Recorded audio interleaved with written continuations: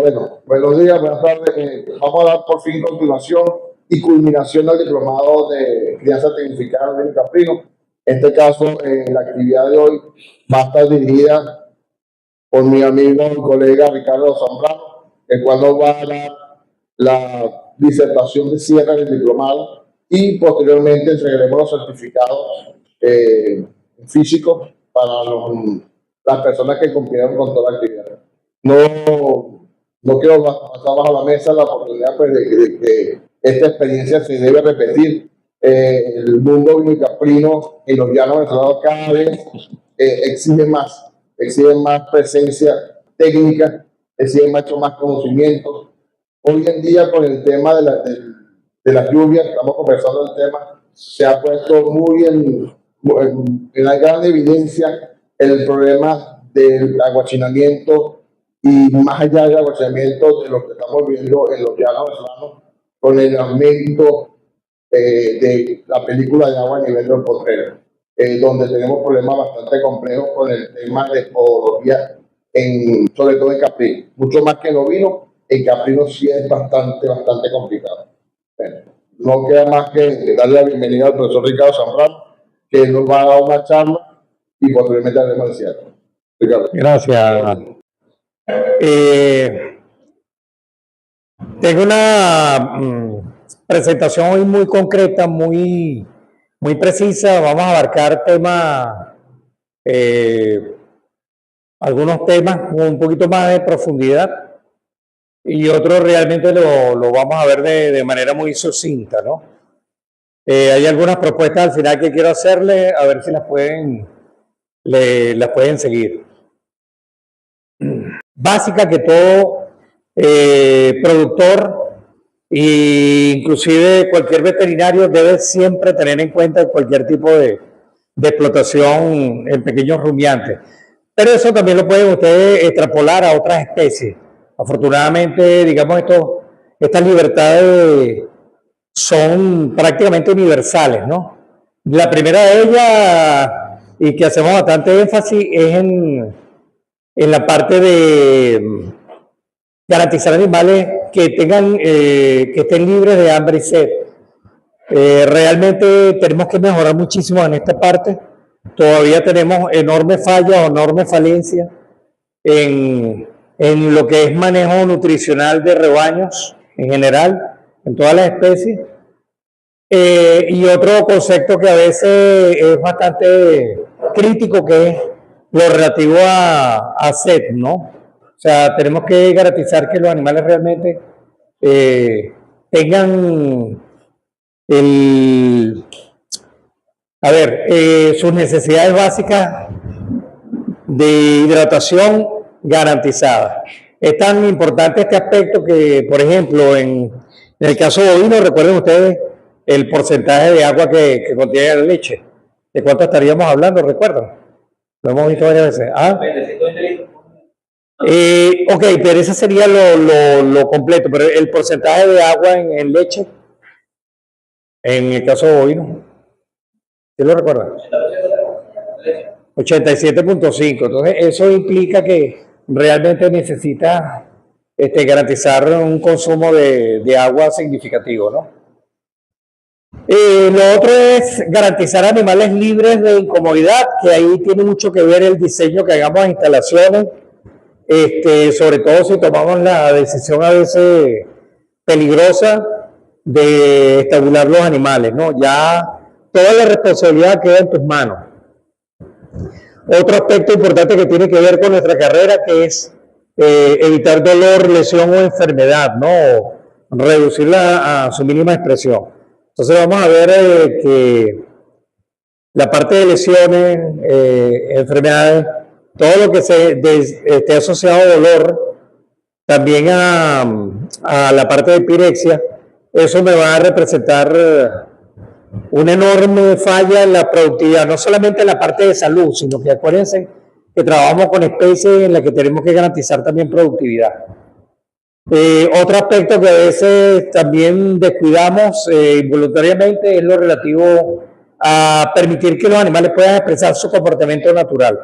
El no hacerlo, el no poder garantizar esto, va a inducir comportamientos completamente anómalos por parte de varias especies, donde inclusive la conducta realmente se va a ver fuertemente afectada.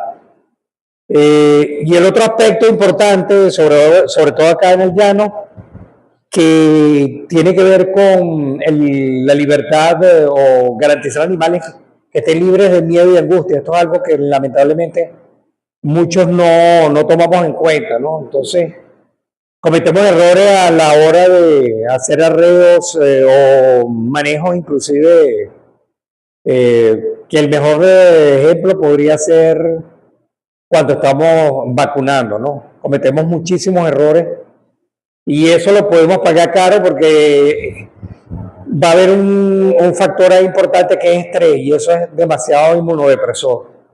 Y eso tiene efectos también desde el punto de vista de salud y por tanto de productividad.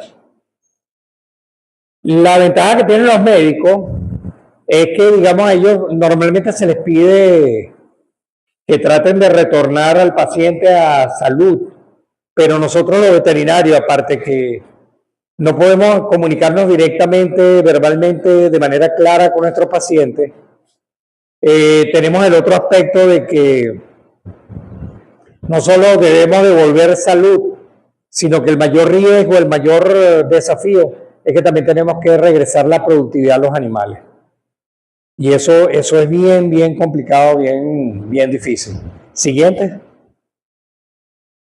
Camarógrafo. Ok, no sé si han escuchado hablar de Welfare Quality. ¿Conocen qué es Welfare Quality? Sí, tiene que ver con bienestar, pero esto es un esfuerzo de la Comunidad Europea para reunir un equipo multidisciplinario e inclusive internacional, o sea, ahí están implicados prácticamente todos los países de la Unión Europea, y ellos comenzaron, digamos, a diseñar unos protocolos relativos al bienestar animal en todas las especies.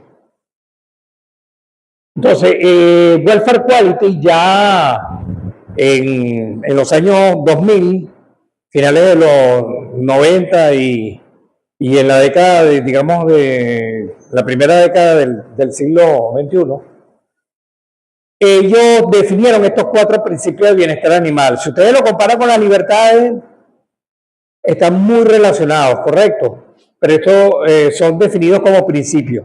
Y en lugar de 5 vamos a hablar de 4. ¿Cuáles serían ellos? Bueno, garantizar un entorno adecuado. Eso tiene que ver con la libertad que hablábamos de garantizar animales libres de incomodidad o de molestias, ¿no? Correcta alimentación tiene que ver con la libertad de hambre y sed, ¿correcto? Buena salud, que tendría que ver con evitar dolor, lesión y enfermedad, igual que si te pones a analizarlo también en la parte de miedo y angustia. Y por último, garantizar un comportamiento apropiado, que tiene que ver, eso sí tiene que ver con la libertad que les comentaba de permitir un comportamiento natural, correcto, para evitar entonces las estereotipias, que son comportamientos anómalos en diversas especies. Bueno,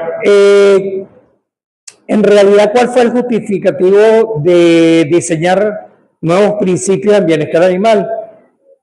El que luego eso permitió desarrollar 12 criterios de bienestar animal que son diferentes, pero al mismo tiempo son complementarios, ¿verdad? Ahora, la mayor importancia que tienen ellos es que esos criterios de bienestar animal te permiten inclusive una herramienta para comenzar a hacer evaluación de bienestar animal, o sea, te permite desarrollar ítems, te permite desarrollar test para tú evaluar cómo está el bienestar animal en una propiedad en particular. ¿Y qué será aquí? No. Ouch.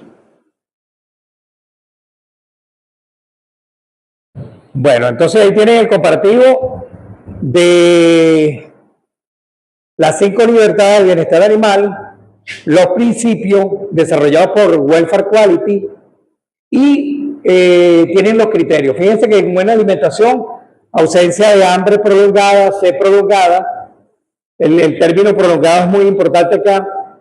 Desde el punto de vista de buenas instalaciones, área de descanso confortable, el confort que sería térmico y que no haya dificultad para moverse.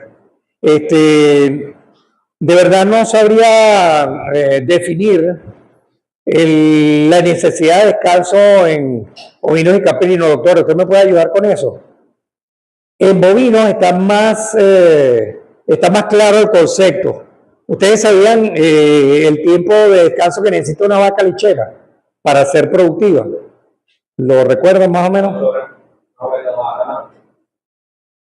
Sí, mínimo alrededor de 8 horas.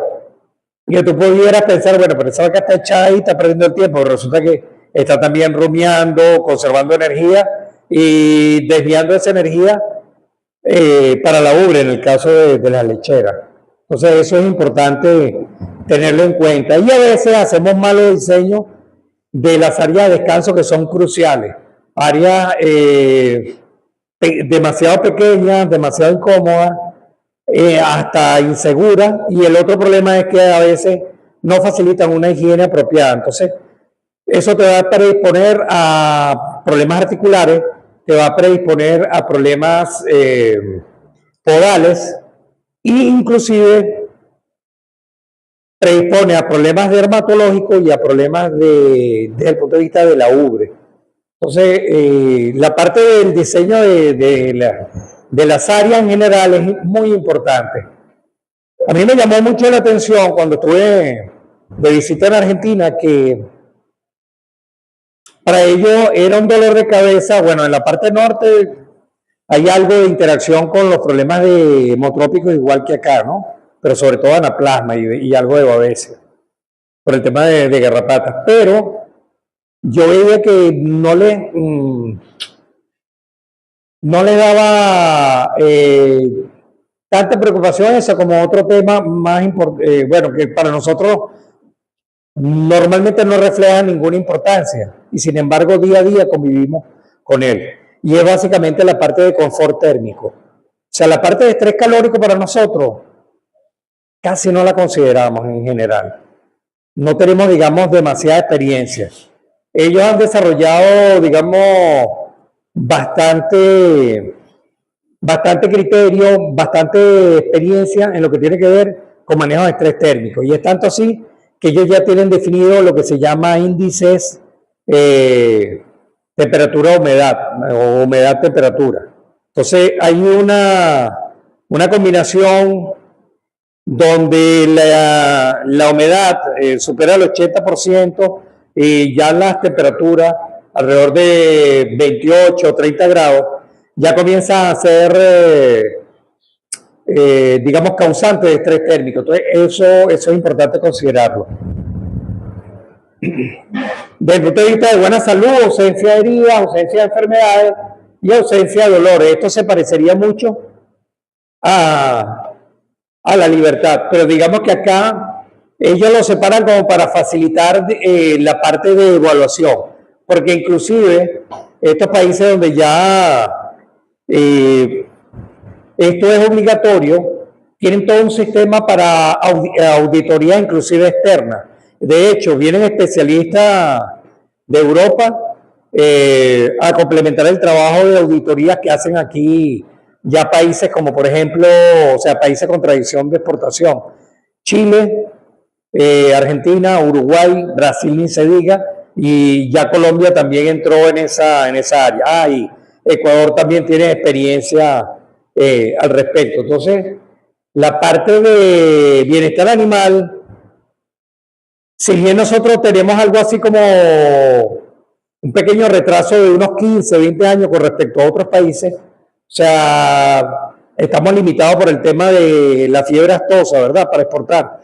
Pero resulta que, aunque resolvamos el problema de fiebre aftosa, que lo veo bien complicado, o sea, los porcentajes de cobertura realmente son deprimentes, tenemos otro problema, es que aun cuando cumplamos con eso, todavía nos faltaría cumplir con otras normativas internacionales para poder exportar. Y una de ellas es el tema de bienestar animal. No tenemos por ahora, salvo algunas universidades, salvo algunas excepciones, formación básica en el tema de bienestar animal. O sea, y es una necesidad que los pensum comiencen a actualizarse para incluir bienestar animal, porque se van a necesitar especialistas en bienestar animal para poder hacer la parte de entrenamiento, porque hay que hacer capacitación del personal para poder certificar una finca.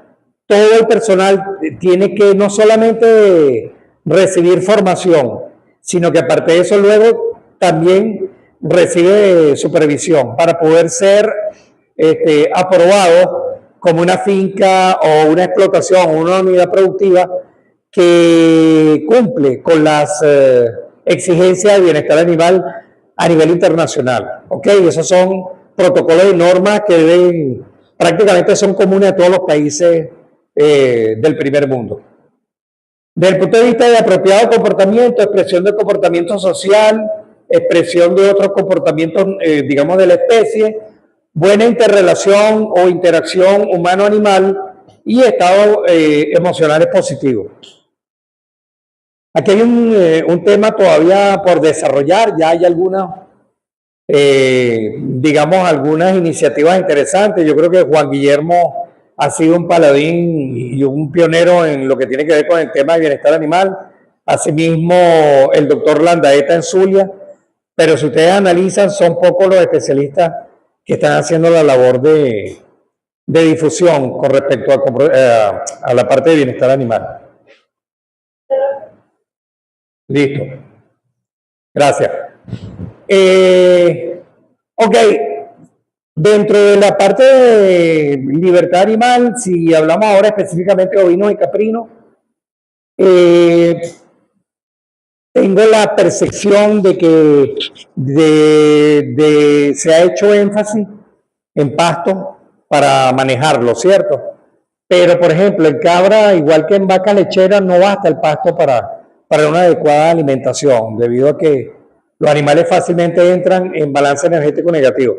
Entonces, pienso que también debemos fortalecer, aparte de los aspectos genéticos que día a día han mejorado, o sea, realmente se ha hecho un esfuerzo, se han importado, digamos, material genético de primera línea, a veces no cumpliendo con las normativas, por ejemplo, de cuarentenas. En el caso de ovejas y cabra, hay enfermedades realmente exóticas que podrían devastar nuestra ganadería. Por ejemplo, ustedes han oído hablar de Scrappy, si se acuerdan, es una enfermedad priónica, afecta a ovinos y caprinos. ¿Lo tenemos en Venezuela?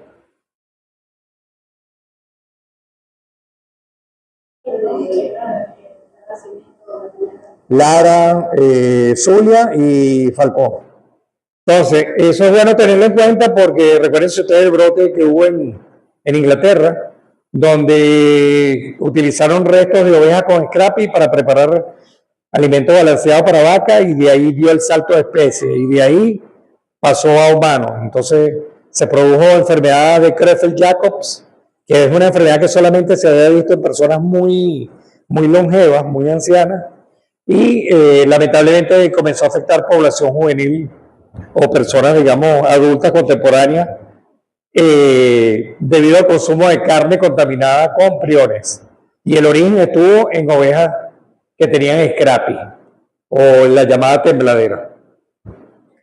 Pero bueno, el concepto es que no solamente basta con seguir fortaleciendo la ganadería en general y los ovinos y los caprinos, importando animales, sino que también tenemos que mejorar la parte de alimentación. O sea, realmente hay mucho que mejorar en ese aspecto. Y de ahí, en el trópico tenemos interesantes recursos para hacer bancos forrajeros y especialmente en cabra, ellas que tienen como comportamiento natural el ramoneo. Creo que hay que hacer un trabajo significativo en todas las zonas de producción para introducir especies autóctonas que te puedan elevar, digamos, el nivel de alimentación. Plantas como leucaena, moringa, botón de oro, que le dicen falsa árnica, pueden ser recursos valiosos, aparte de recursos nativos como las semillas de samán, etcétera. O sea, en el trópico tenemos muchísimos recursos que podemos realmente utilizar. Bueno, otro tema que no les comenté es la parte de, bueno, y ahorita tiene una particularidad vigencia, que es el tema de cosecha y almacenamiento del agua. Podemos utilizar el agua de lluvia para personas y animales. Podemos almacenarla y podemos utilizar recursos locales para hacerlo. Podemos empezar a preparar nuestro propio heno para cosechar, digamos, lo que hay en exceso en las temporadas de exceso de cultivo. Algo de eso lo podemos almacenar para las temporadas fuertes, sobre todo de verano, aquí en la zona llanera. Siguiente. Bueno, para comenzar a implementar algunos aspectos de bienestar animal, tienes que también comenzar o entrenarte en la evaluación práctica, ¿verdad? Entonces, por ejemplo, los cabritos recién nacidos, básico ahí, la cura de ombligo, la parte de asegurar el consumo de calostro. Pero luego pues, tenemos algunas herramientas prácticas que podemos empezar a evaluar, digamos, el estatus de bienestar animal, ¿verdad? En animales juveniles. Estaría recursos como evaluar o inspeccionar la parte de pelo. Animales sanos generalmente tienen un pelo brillante, animales enfermos de opaco a un pelo hirsuto de mala calidad. Cuando te fijas en el cuerpo, especialmente en los ijares o en los flancos, el que estén llenos, que estén repletos de pasto, que se estén alimentando, versus flancos hundidos, que te representaría animales con alguna patología. Aspectos como apetito, actividad, temperaturas normales, que no superen, digamos, los 40 grados, y los ojos que estén normales, que no estén hundidos, que te representen un caso de deshidratación.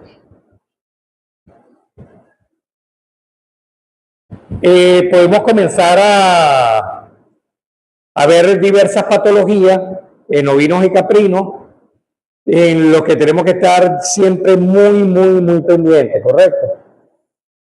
Vamos a hablar específicamente de dos ejemplos. ¿Qué les llama la atención en esta cabra? ¿Cómo? Trombosis. Bocio. Bocio. Ok. Bocio es... Correcto. ¿Y eso está asociado a qué mineral? Falta de yodo. Falta de yodo, eso es correcto. Entonces, cuando tú en cabra, lo he visto más que en becerro, ¿no? En ovinos poco, pero no sé, doctora, ¿usted los casos de bocio lo ha visto más en cabra también? ¿Zona de pie de monte o zona baja o zona alta? ¿Bien hacia el llano o pie de monte? Correcto. Bueno, en cabras y en ovejas, si tú ves un solo caso de esto, tienes que tomar medidas con todo el rebaño. ¿Ok? Y esto puede ser una tremenda oportunidad, detectar esto a tiempo para tomar medidas de rebaño. Esto que ven acá, en cambio, es otro problema que se conoce como ataxia enzótica. Se observa en cabras, en cabritos, lo puedo observar también en becerros. Básicamente eso está asociado a una deficiencia de cobre. Entonces, si tienes un solo caso, hay varias cosas que tienes que tomar en cuenta. No solamente vas a tratar al animal en particular, sino que tienes que hacer medicina preventiva de rebaño. Entonces ahí tienes que comenzar a cambiar los protocolos y trabajar desde el preparto con las madres para prevenir ese problema en las crías, pero tomando en cuenta el rebaño entero. Y si tienes ese tipo de problemas en los animales juveniles, o sea, realmente ahí lo que hay es una falta de mielina. Recuerden ustedes que el cobre forma parte importante de hemoglobina, tiene que ver con la melanina, o sea, lo que tiene que ver con el pelaje o la pigmentación. También tiene que ver con la formación de mielina a nivel del sistema nervioso. Entonces, básicamente lo que están viendo ahí es lo que conocen algo así como animal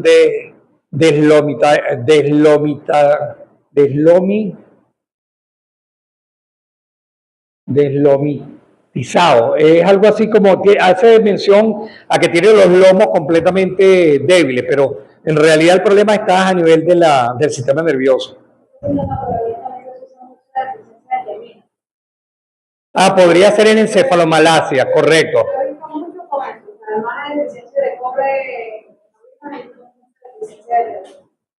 Correcto. Pero normalmente la deficiencia de tiamina, recuerden ustedes que se produce a nivel de rumen, ¿verdad? Entonces, sobre todo después de tratamientos con sulfa, tratamientos con ionóforo, o sea... Pero me ha pasado animales que son cabras que paren y nacen los animales así. Mala preparación en preparto, estoy de acuerdo. Porque normalmente la vitamina B1, los rumiantes tienen esa capacidad de fabricarlo, ¿ok?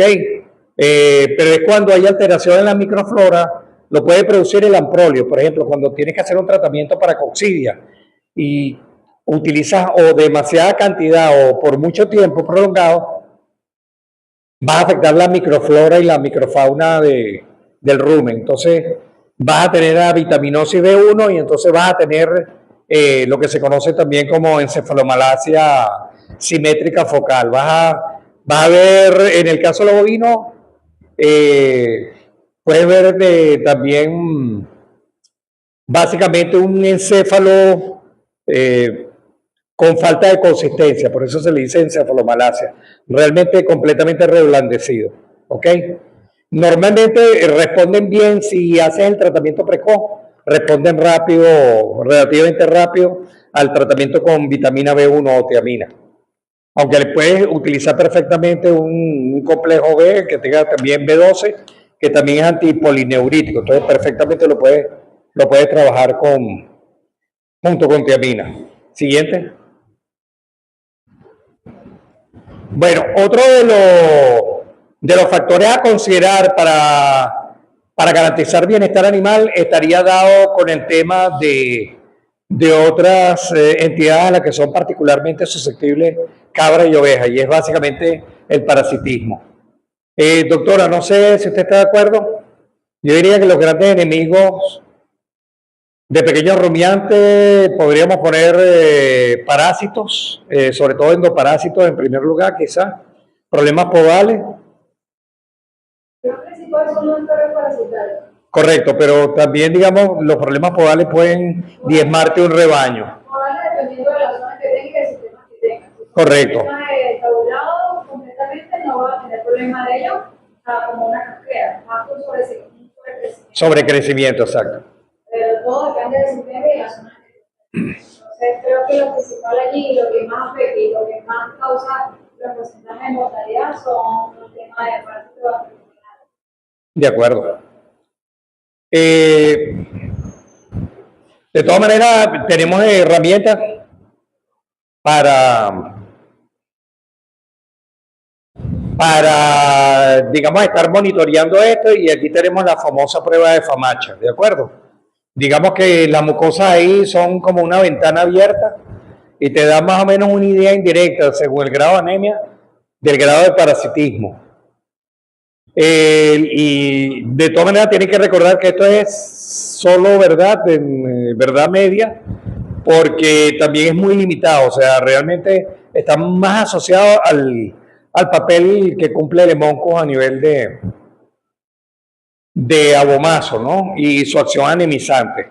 pero nunca viene solo, puede venir acompañado de otros factores, como por ejemplo los protozoarios. Ahí pondríamos de primero las coccidias, ¿no? En media, que también pueden ser bastante anemizantes, y una combinación de coccidia con hemoncu de verdad que es bien complicada. Y si hay de paso también fasciola hepática en la zona, por ejemplo en Sabana de los Negros teníamos becerros y cabras con problemas de fasciola, coccidia y aparte monco. Era bien complicado.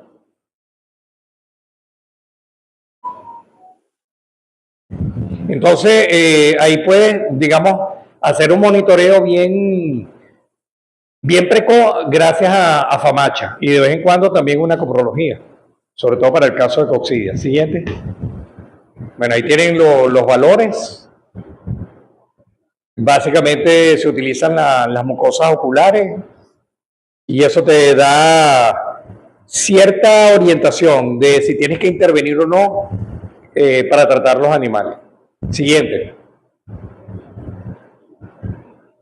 El otro tema álgido con respecto a ovejas y cabras es la coccidia. Realmente pueden ser fatales los brotes con ella. En bovino he visto también otra particularidad, que es cuando, y sobre todo en bufalinos también ahora, el tema de que las coccidias pueden darte cuadros neurológicos, ¿de acuerdo? Entonces, para que tengan eso en cuenta, ella produce una neurotoxina termolábil, eso lo había reportado hace muchísimo tiempo el doctor José Antonio Contreras, y de verdad que la cosa no pinta bien cuando hay una diarrea severa y hay cuadros neurológicos. Eso podría orientarlo, sobre todo si hay falta de pirexia. Pero siempre es bueno hacer el diagnóstico de laboratorio. Ahora, esta parasitosis tiene una particularidad. Ella está muy asociada a la presencia de factores estresantes, o sea, siempre hay cuestiones multifactoriales. Pero otro aspecto ahí que te va a afectar enormemente el bienestar animal es el tema de la falta de higiene, el mal manejo que podamos tener de las instalaciones. Aquí es crucial la contaminación con excrementos, ¿correcto? Entonces, bien sean bebederos, comederos, pues digamos son las áreas de mayor riesgo. Y a pastoreo, digamos, la zona aguachinada. El problema que tiene, aunque no te produzca mortalidad y logres sobrevivir el borrego o la cabrita, el tema es que te deja secuelas de por vida, ¿correcto? O sea, te va a crear inclusive un síndrome que se llama un síndrome de mala absorción. Aunque el animal se recupere, si el cuadro clínico fue significativo, si no lo mata, el problema es que a futuro va a ser un animal herido de muerte en cuanto a su productividad, ¿ok? Les afecta enormemente. Entonces, es importante monitorear esto y hacer los tratamientos preventivos. Afortunadamente, hay productos comerciales, sobre todo a base de tortrazuril y otros principios activos, que te permiten hacer un control adecuado de estas circunstancias.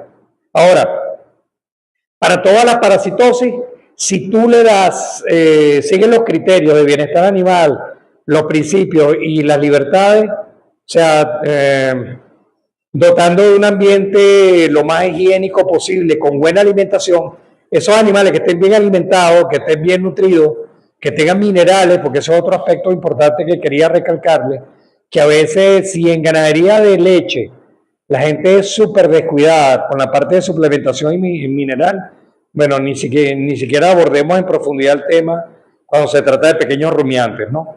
Realmente no se considera la necesidad de suplementar los animales, y eso es crucial. Eso tiene impacto en la productividad y en la sostenibilidad económica de las explotaciones.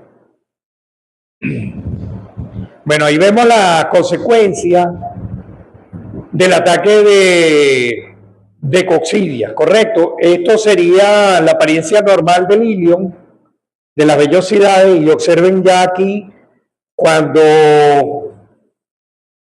dentro del ciclo biológico de la coccidia empiezan a salir los esquizontes, y comienzan a ser destruidos los enterocitos. Entonces, la luz intestinal, observen que tiene unas prolongaciones en las vellosidades.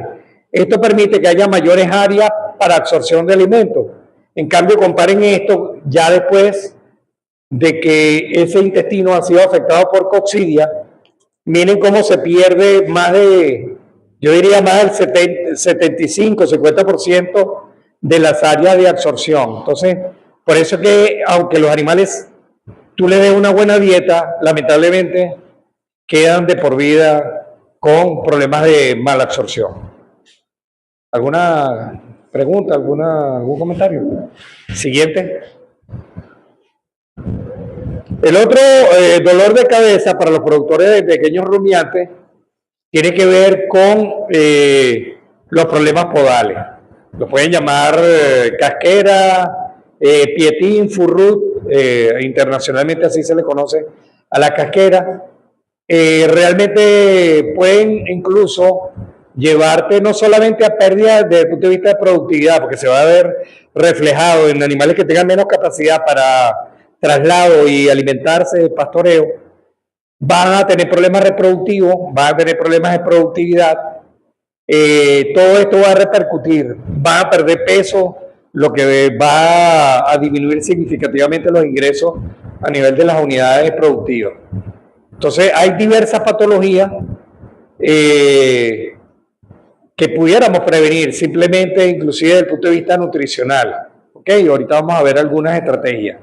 Y eso entra dentro del bienestar animal. O sea, ustedes tienen que sí o sí estar muy atentos, dependiendo del tipo de explotación. Hay algunas donde el desgaste de la pezuña es normal, pero como bien lo decía la doctora, la colega, sobre todo cuando se estabulan los animales, pudieras comenzar a tener problemas de deformaciones y tal. El problema es que en pastoreo, en zonas húmedas, también vas a predisponer, y sobre todo si hay combinación con piedritas, con piedras, vas a tener el problema, y barro, vas a tener el problema de que eso te va a disminuir las defensas locales de la pezuña y de la zona de la piel, sobre todo la zona de la corona y la zona interdigital, y te va a predisponer los animales a todos estos tipos de casquera, formación de accesos e inclusive necrosis ósea. Siguiente.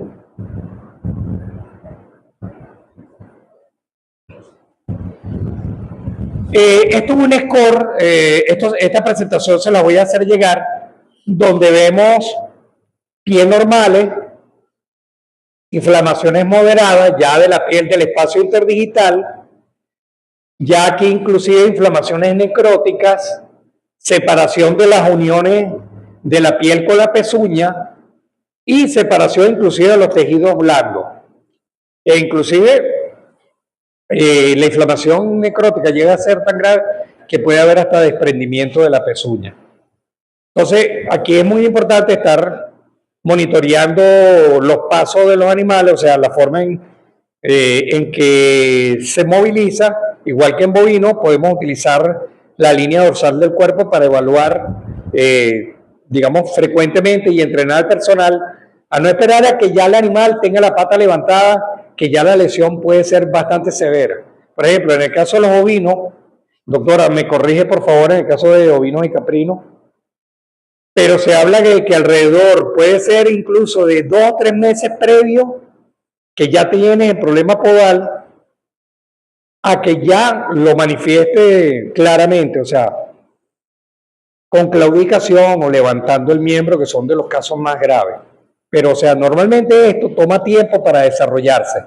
Pero si estás atento y monitoreas aplicando estas pautas y estando pendiente, por ejemplo, el recorte funcional de pezuña o crear las condiciones para que el desgaste sea natural, sea eficaz, entonces te puedes ahorrar muchos problemas. Siguiente. Dentro de las estrategias para garantizar bienestar animal desde el punto de vista podal, nada como la prevención. Y eso comienza incluso con la suplementación mineral. Relacionado al tema de podales, pero ojo, no solamente podal, cobre y zinc, aparte de selenio y vitamina E, tienen un papel fundamental en la parte de protección inmunológica.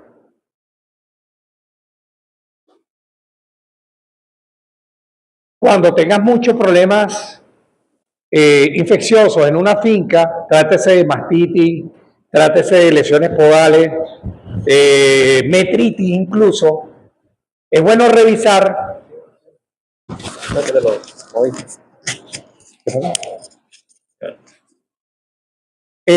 Conviene tomar en cuenta que hay estrategias para prevenir, digamos, o reducir la incidencia, correcto, aplicando aspectos de bienestar animal, diseño de instalaciones, diseño, algo que casi no manejamos en Venezuela, el diseño de las caminerías. Hay toda una serie de protocolos, quizás el de los mejores trabajos que he visto es una empresa láctea en Chile que se llama Consorcio Lechero, que ellos inclusive diseñaron el tipo de caminería para las vacas. O sea, las vacas no necesitan, e inclusive pudiéramos hablar también de pequeños rumiantes, ellos no necesitan autopistas, digamos, para movilizarte. Basta con alrededor de metro y medio máximo, para que ellas incluso en línea caminen y puedan estar protegidas incluso en épocas cruciales, en épocas de invierno, de mucho barro.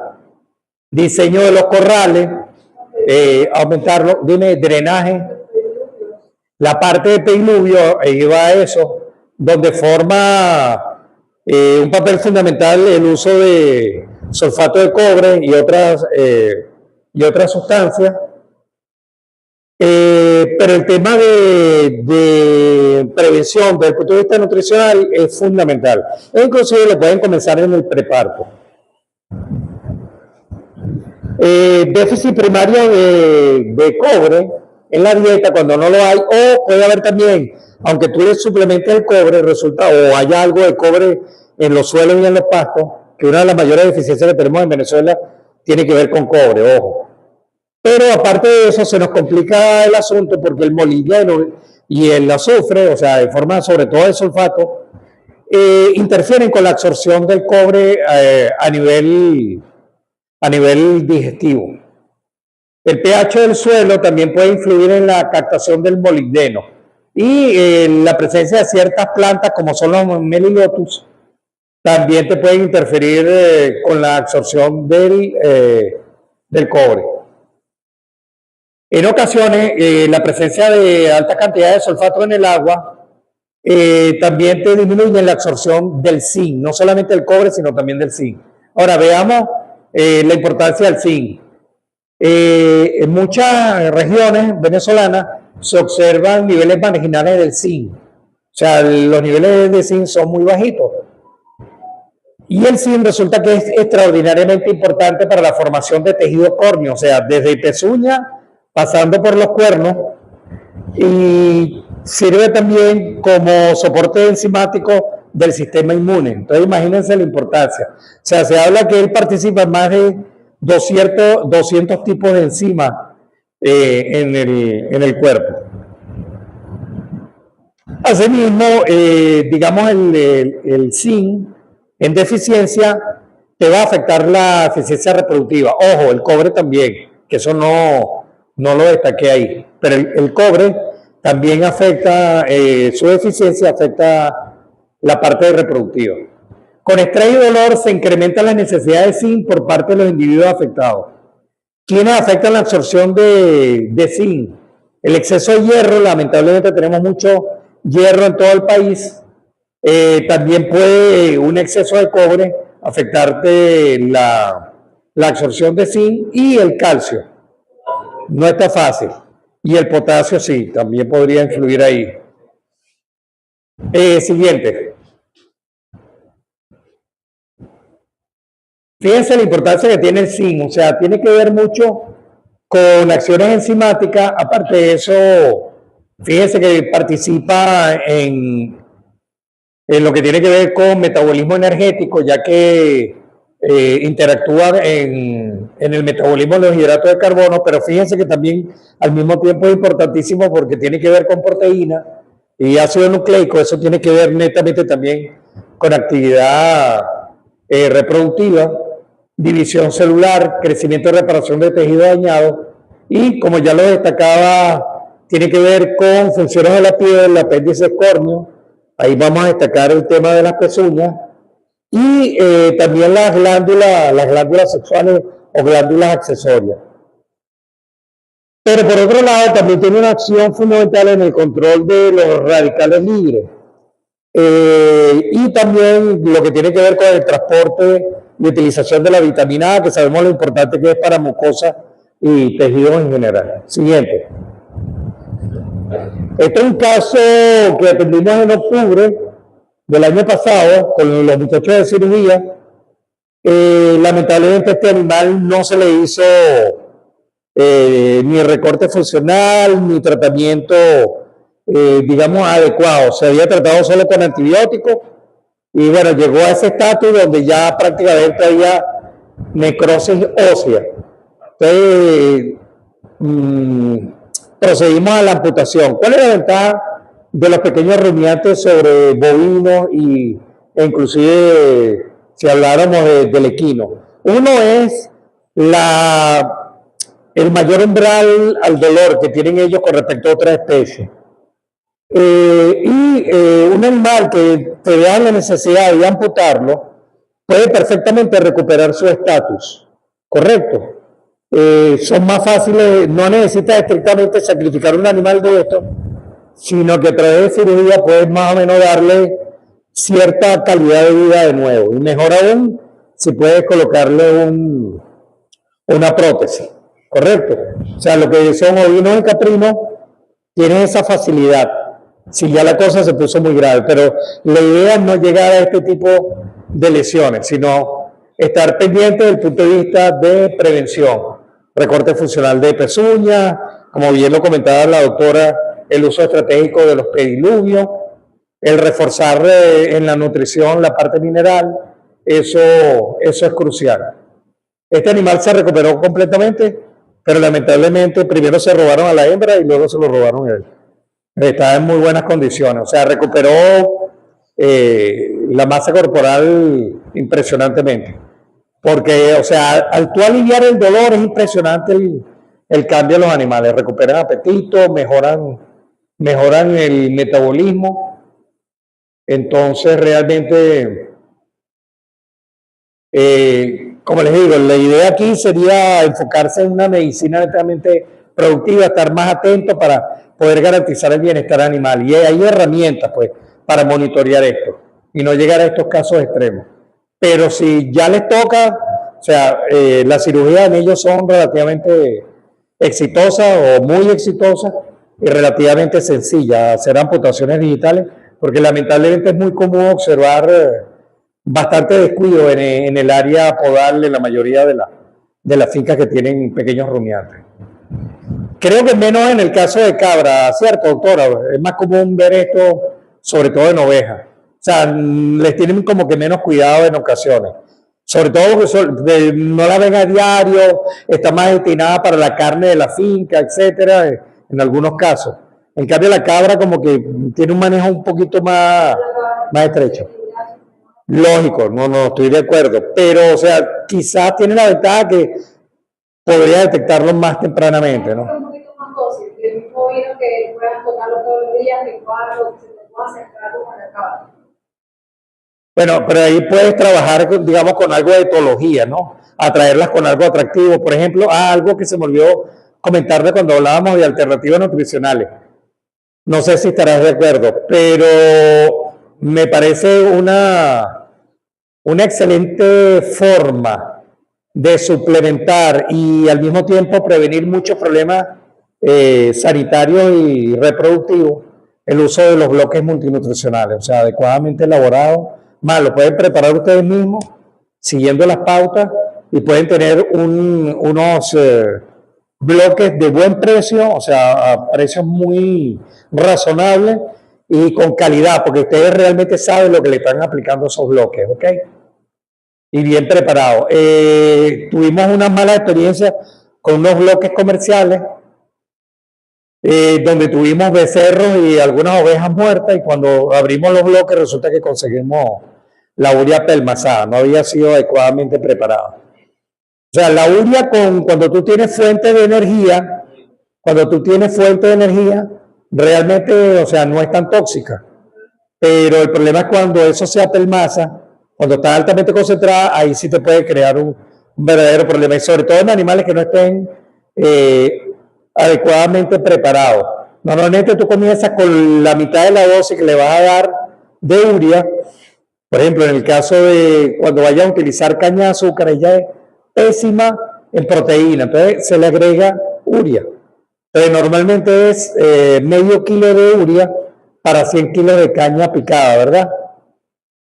Eso lo haces durante una semana. Luego, ahí sí pasa a 1 kilo de urea por 100 kilos de caña, pero, o sea, eso se diluye en agua, etcétera, y se mezcla con la caña, lo más uniforme que puedas.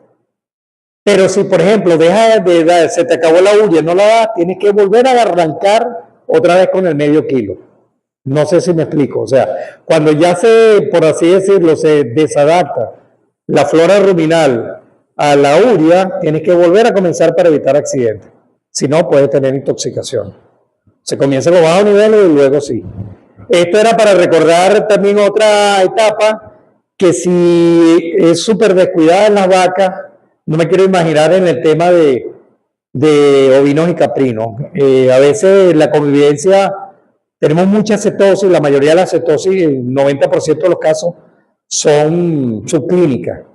Y aunque no se caiga la vaca, aunque no tengan problemas neurológicos, sin embargo tiene un fuerte efecto en la productividad, o sea, producción de leche, en el tema de ganancia de peso, en el tema de reproducción. Entonces es importante monitorear, y eso lo podemos hacer de manera práctica, sencilla, no necesitamos ni siquiera llevar muestras al laboratorio. Siguiente.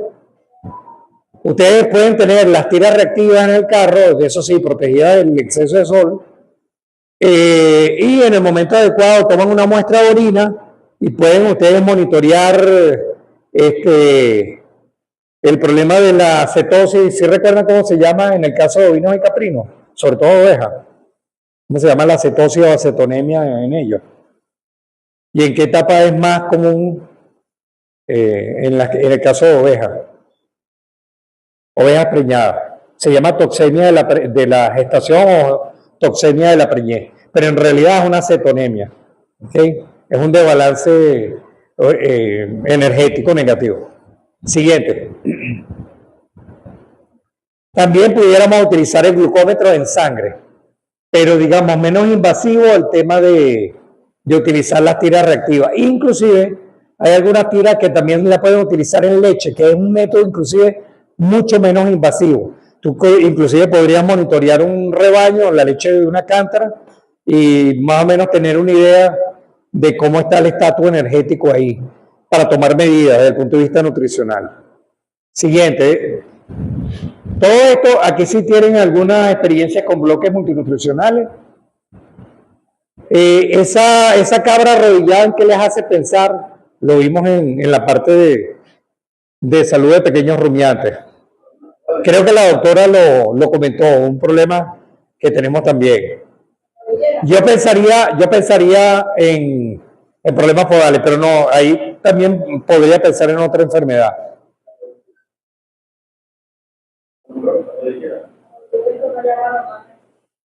Sí, que afecta la parte nerviosa y la parte de articulaciones. El CAE, ¿sí lo recuerdan? Correcto. Pero aquí quería hacerles énfasis en la parte de suplementación. Y que, o sea, en pequeños rumiantes es supremamente práctico utilizar bloques multinutricionales. O sea, si la persona no quiere dar alimentos concentrados, una manera muy económica de hacerlo es preparando bloques multinutricionales. Ojo, no solamente para verano, también para invierno. Inclusive en invierno también puede ser importante.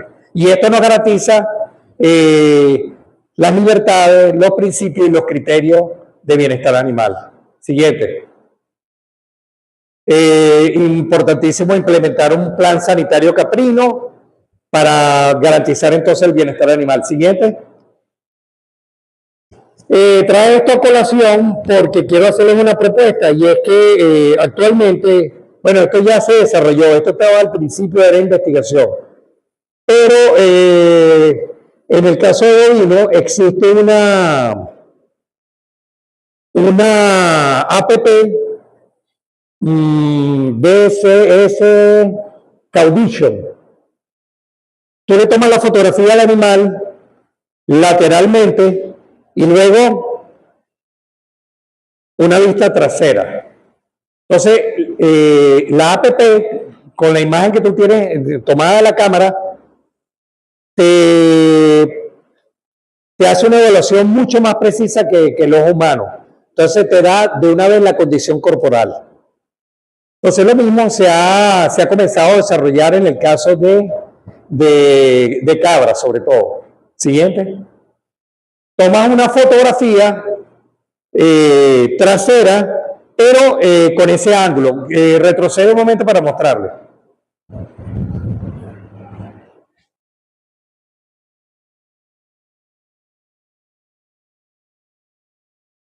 Colocado el ángulo, pero sobre todo para enfatizarlo un poquito más en ángulo de 45 grados, de manera de poder hacer una evaluación de la zona posterior y considerar el tema de la el tema de la condición corporal, que eso es otro valor que ustedes pueden monitorear. O sea, no necesitan hacer inversiones multimillonarias para comenzar a implementar el bienestar animal. O sea, ustedes simplemente lo que tienen que es establecer ciertos protocolos y acostumbrarse a evaluar, digamos, periódicamente estos aspectos, problemas podales, el tema de si hay cojeras o no, cómo están caminando los animales, están caminando rectos, no están caminando rectos. Antes de que ya comience la claudicación, estar pendiente de si hay que hacer recorte funcional de las pezuñas.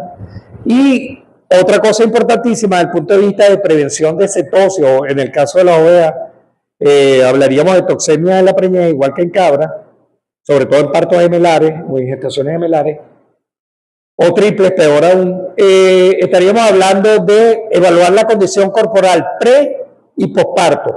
Eso te permite a ti tomar medidas desde el punto de vista preventivo con la suplementación para evitar que ese animal, cuando para, se te vaya a descompensar, o ya después de parida, tomar medidas para que el impacto del parto no sea tan significativo. Siguiente.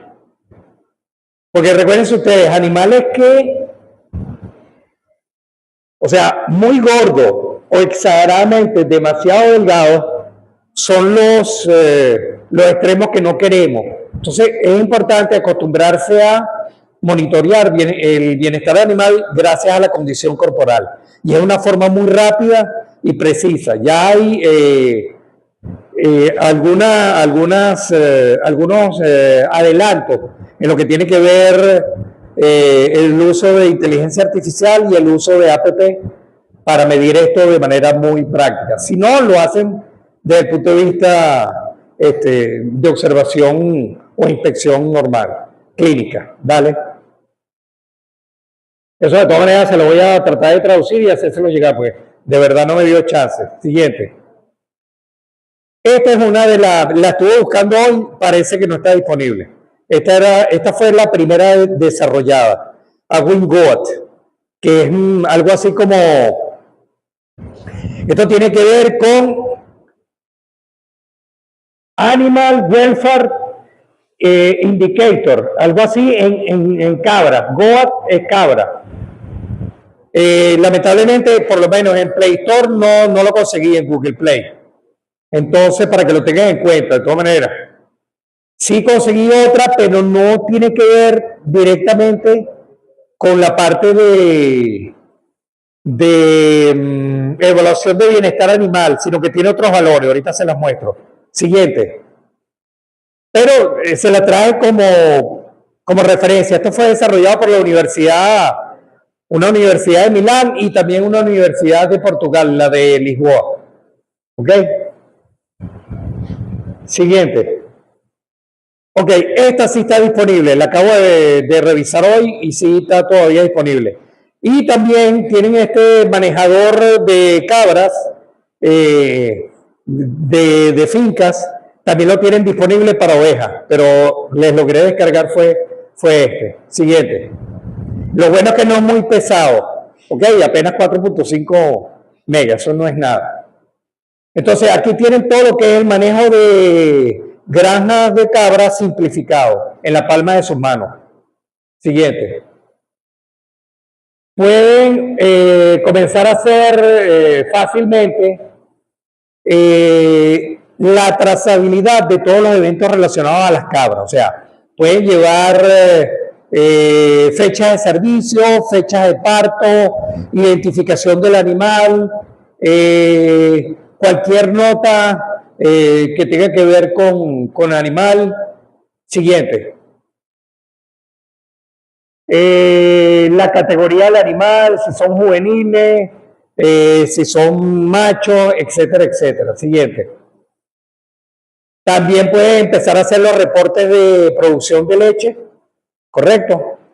Pueden llevar el total de leche producida, el promedio de la finca, las cabras más productivas, o sea, separar también las cabras menos productivas.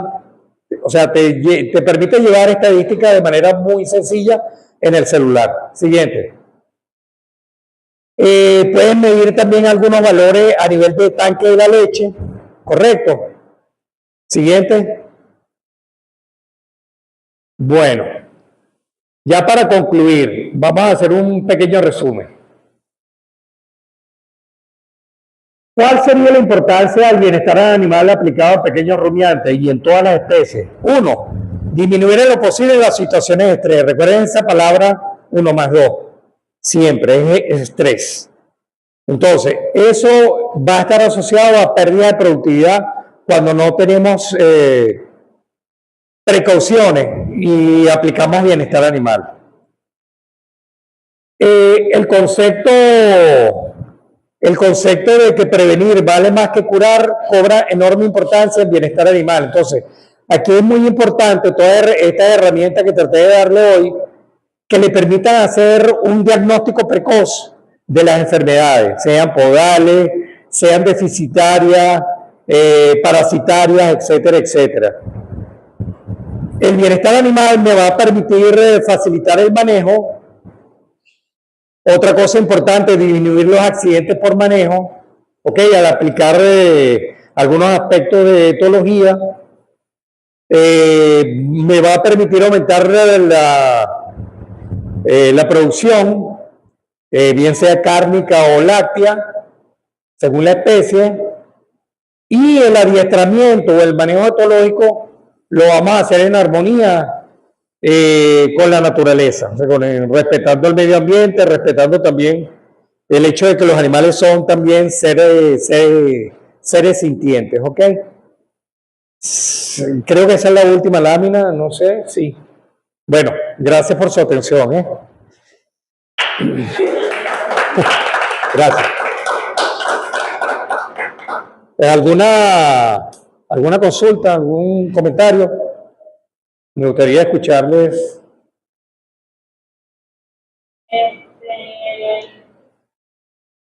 Pues, en cuestión de etología, el arreo etológico, o sea, como banderines, funcionaría. Bueno, a ver. Pero son animales muy inteligentes, no llegan a un punto cuando ellos se acostumbran mucho a su sistema de trabajo. Ya por lo menos, ¿dónde vamos a pasar? La despedimos, la ordeñan en el mismo corral, y ellos automáticamente tienen la capacidad de identificar qué van a hacer. Ellos tienen hasta la capacidad de poder entender un nombre. Tú les vas dando, casi tú les colocas normalmente, ahí la costumbre en las vacas. Cuando son novillas iguales, le colocan un nombre. La verdad es que quizás no tiene esa capacidad de entender cuando tú la llamas, sin embargo, sí hay algo. Sí, ahí. La rutina te acostumbra, las cabras son mucho más receptivas a eso, al reconocimiento. Entonces tú la acostumbras y llegas al trabajo lo que se debe hacer, a diferencia de las ovejas que sí son más complicadas. Las ovejas, para que puedan tener ese conocimiento, tienen que ser animales que se puedan tocar todos los días. Los que tienen a tener esa facilidad son animales que son preparados a ella, porque tú los trabajas y los tocas todos los días. En cambio, el rebaño general, los vinos, cuando tú los sacas van y lo que hacen es que salieron a pastoreo, lo volvieron a llevar y lo agarraron como les colgaron su vitamina o su trabajo que se le va a hacer a diferencia. Por eso, un tercer elemento que se me olvidó decirles, es que a diferencia quizá de que el arreo con banderines y otras estrategias que tenemos en otros tipos de ganadería, aquí funciona algo que tiene que ver con la palabra soborno. Y es básicamente habituarlas pero con alimentación. Aquí el truco es si tú puedes acostumbrarlas a un incentivo alimenticio, se te va a facilitar muchísimo el manejo, tanto en cabras como ovejas, porque son bien astutas desde el punto de vista de algo que les gusta. Tú ves que hacen lo imposible para llegar a donde estén. Entonces, creo que el uso de esos incentivos tipo bloques multinacionales podría ser una buena estrategia. ¿Por qué? Porque tú tienes que tratar de incrementar la percepción positiva de la interacción humano-animal. Que ellos sientan que, por ejemplo, tú los manipulaste y eso hoy en día inclusive tiene enorme importancia, y yo diría que nos han mostrado como muy buenos ejemplos los vecinos brasileños.